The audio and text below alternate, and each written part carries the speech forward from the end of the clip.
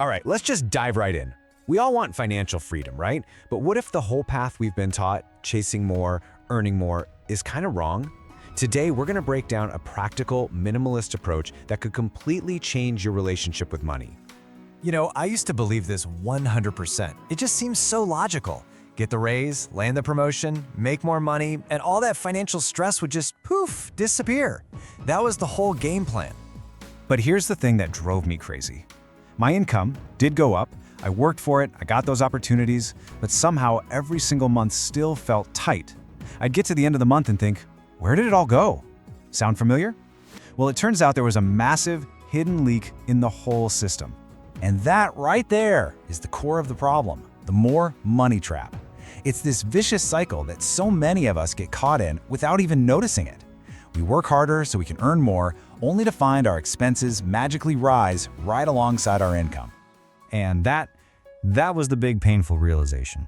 It wasn't an income problem, it was a spending problem. And the worst part, most of the stuff I was spending all this extra money on wasn't even making me happier. It was just stuff, a quick fix for when I was feeling bored or a little stressed out. So that's when everything changed for me. I started looking into this whole minimalist mindset thing, but not the kind you see on social media, you know? Not about having these perfectly empty, all-white rooms, but something way more practical and powerful. And look, this is a really important distinction to make. Financial minimalism is not about depriving yourself. It's a tool. Think of it like a filter that helps you line up your spending with what you actually value, which, pretty naturally, leads to you needing less. This right here, this is the most powerful shift you can make. Because when you focus on reducing what you need, you take back all the control. You're no longer just reacting to what the world tells you to buy. You're proactively designing the life you actually want to live. So how do we actually do this? How do we put it into practice? Okay, let's break it down into a clear, three-part action plan. Simple rules you can literally start applying today. Okay, so here's your first mission, should you choose to accept it. We're gonna get radically clear on where your money and your attention are really going.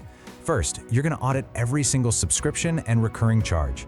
Second, you will ruthlessly unsubscribe from marketing emails. And third, you'll create a little weekly ritual to just review your numbers. Let's talk subscriptions for a second, because wow.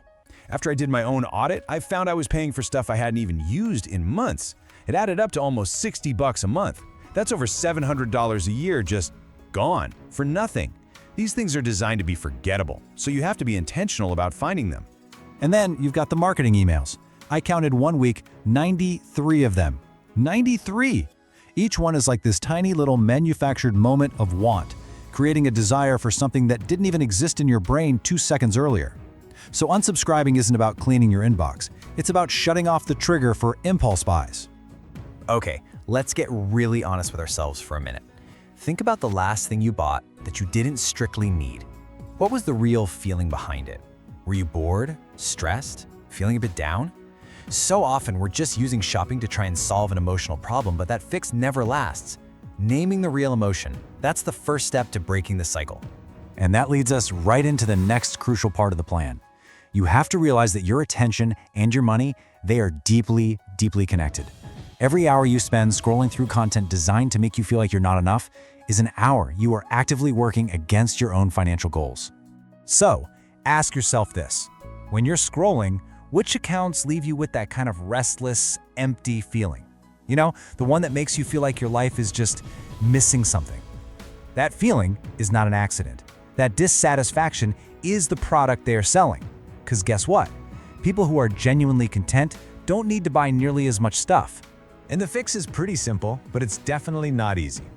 First, audit your screen time just like you audited your bank account. Then, hit that unfollow button on every single account that acts as a spending trigger. And finally, consciously redirect all that time and focus you just reclaimed towards things you genuinely value, not things you're just being told to value. All right, this third part is all about changing your default settings, starting with this incredibly powerful rule. We live in a culture that is constantly pushing us to upgrade. But if something still does the job you bought it for, the conversation is over. That's it. Functional is the only word that should matter. And this right here, this perfectly illustrates the ultimate mindset shift. For most of us, our default answer to any opportunity to spend money is, yeah, sure, unless we can find a strong reason to say no. You've got to flip that script, make no your automatic go-to response. From now on, a yes has to earn its keep. It needs a clear and honest reason to exist.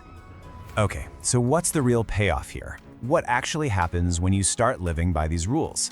It's not about having a smaller life. It's not about having less. The true value is something so much deeper. I just love this because it perfectly captures the outcome. When you get rid of all the clutter, the physical stuff, the financial noise, you're left with what actually matters to you. All that noise from consumer culture just fades away, and you can finally hear your own voice again. So ultimately, just remember this. Financial minimalism is not about restriction. It's about clarity. It's about taking back the freedom, the time, and the resources to build a life that is 100% unapologetically yours. And that's where we'll leave it. I just want you to think about this one last question. Based on everything we just talked about, what's one thing, could be big, could be small, that you can intentionally say no to this week? What's that one no that will move you a little bit closer to a clearer financial future?